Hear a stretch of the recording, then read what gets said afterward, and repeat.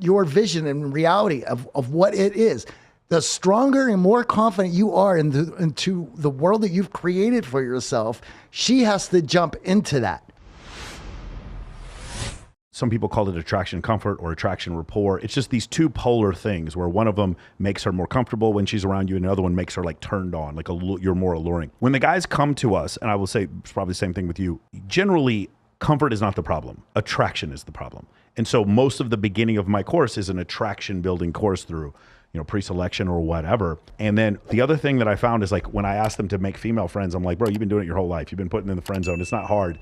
What are some of the things that you see with your guys that get them stuck in the friend zone? What are some of the things that, because honestly, if you could make a product right now, 100% guarantee to get you out of the friend zone, you'd make $1 billion. That is the holy grail of all things that you could possibly sell is that one. Problem is once you're in it, you're going to your way out, right? It's like socialism.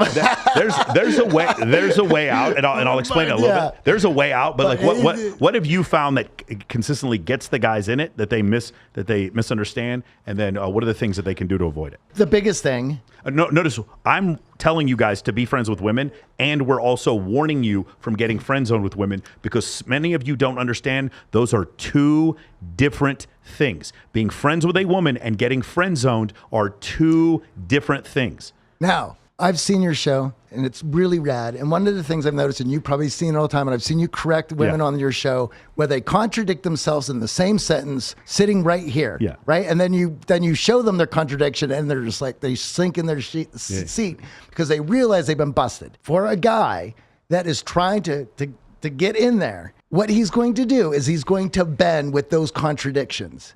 He cannot do that. Once she sees that he is reactive to her, the attraction is gone. Yes. So he has to learn to be so solid that she then becomes reactive to him. Yes. That's the trick.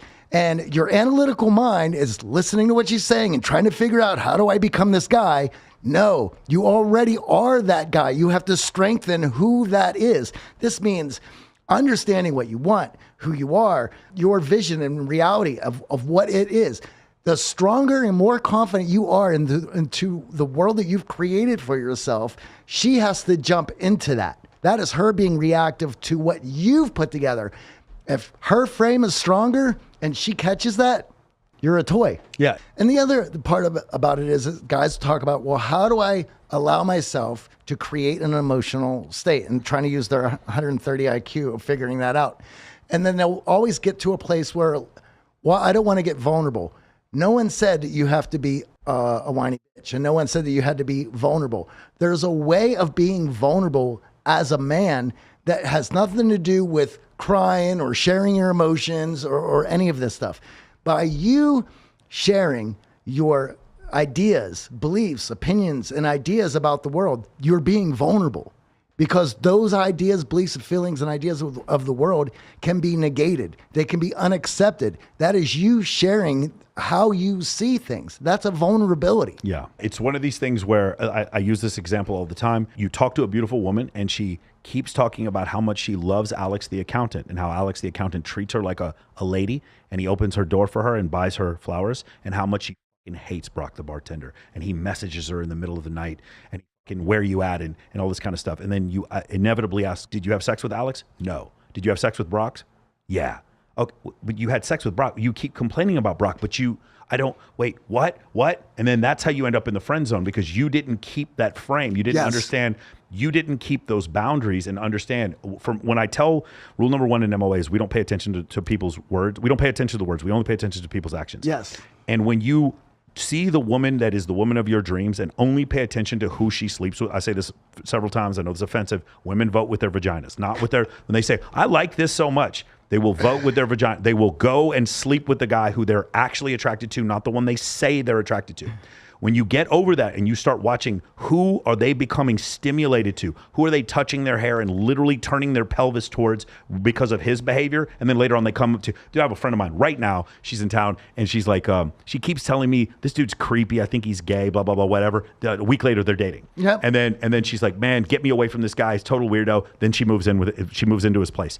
And I keep watching, and I'm like, do you watch what you're doing and saying? The same girl came on the podcast, and she's like, I just really want a guy who's going to treat me like a gentleman and just like really connect with me and listen to me. I was like, tell me about your exes. They're all narcissists. Wait, what? Do you not see what's going on here? Like how? This is why when I see clips of your show, or I was watching somehow the whatever podcast popped in, just pearly things, and Fresh and Fit. You mentioned earlier. I've been watching these young kids, and these younger girls can't even put a coherent sentence together, let alone articulate an idea. Mm-hmm. And I've seen on your show, they're like, I like men, the guy needs to be 6'3".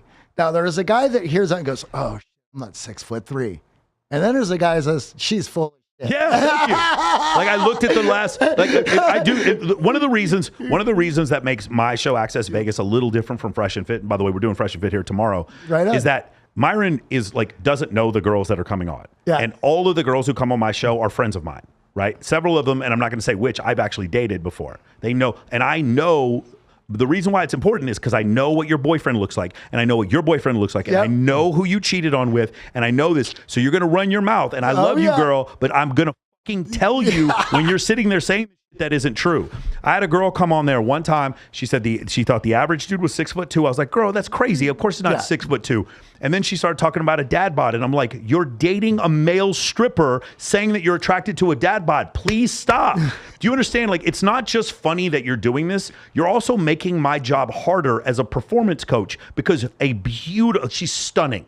A beautiful woman like you is telling men that you're attracted to a dad bod. You know how hard it is for me to get these fucking motherfuckers to go to the gym in the first place, and you're telling them that it's okay for them to have a dad bod when it is not.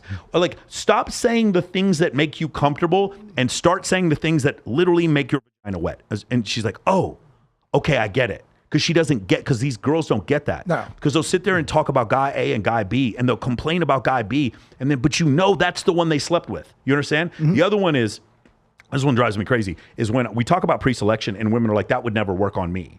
And I'm like, but that's not true. Like, I see your ex-boyfriends. You are attracted to them because other women were attracted to them. You know what I'm saying? And it's just, and they'll say it, and you're like, what you're saying is like legitimately not, like you're literally saying these things, and I'm watching your life, and this is not what you're doing. Like, how do you square the circle? And the reason is because a lot of times not all women are like this, but a lot of times for very attractive women, the whole world was a participation trophy, and nobody told them no. Mm-hmm. And so that they could believe that things were the way they were. Again, I'm having this girl come on. She says she's an astrologist, and I like her a lot, but I legitimately think she thinks she's going to come on here, do no research, and embarrass me somehow. And I'm like, you are going to get your butt handed to you if you come on here talking about astrology is real. I don't care that you believe in astrology. That's awesome. Get a tattoo. Meet other people that are also Libras and go fuck them. That's fine. Do whatever you want. Don't tell me there's some science behind it, because there isn't. And listen, all due respect to Joe Dispenza, whatever. Quantum mechanics has nothing to do with the body healing. Nothing. And people are still sitting there running around saying this stuff, and it's crazy. Do we have scientists who are even agreeing what quantum mechanics is? Yeah, there definitely are. Yeah, there are. There definitely are. In fact, quantum mechanics has more evidence behind its solidity than relativity. Relativity is things that we believe and we can see in small doses. Quantum mechanics are like irrefutable things. But when people start talking about healing and all this stuff, and it's quantum mechanics, I'm like, you are out of your fucking mind. Why are you saying this? Like, there are people who literally got PhDs and worked their whole life to study this idea, and you're like, you're perverting it into something else. But you can do math and predict where these things are. It has nothing to do with energy or with humans' energy. Anyway, go ahead. Well, this goes back to the 130 IQ. Yes. Where the guy is like, well, all I need to do is read up on what all these girls want and then figure out how to get it. And it's like, you've already went down the wrong road because you're listening to a girl who's going to contradict herself the minute she has the opportunity. Because that is the feminine energy. That feminine energy goes with the wind. And you have to be the rock. What is real is what feels real right now. That is what the feminine energy, you're correct, yes. And for the masculine energy, because we have to compete, what is real is what is real. What is objectively real? The tiger that is in the forest that could kill me is not a feeling I have. I've seen the tiger, right? Yeah. The family's starving if I don't go hunt for food. That is not a feeling I have. That is an objective reality. Yeah. Whereas a lot of times with feminine energy, it is whatever the feeling is at that moment. Again, I don't sleep with guys on the first date, but you slept with Brock because the feeling at that time was real. So that's different. And isn't it funny how there's everyone that you go, well, this guy and this guy, what about this guy? Yeah. It was all exceptions to the rule. Of course, they're all exceptions to the rule. Exactly.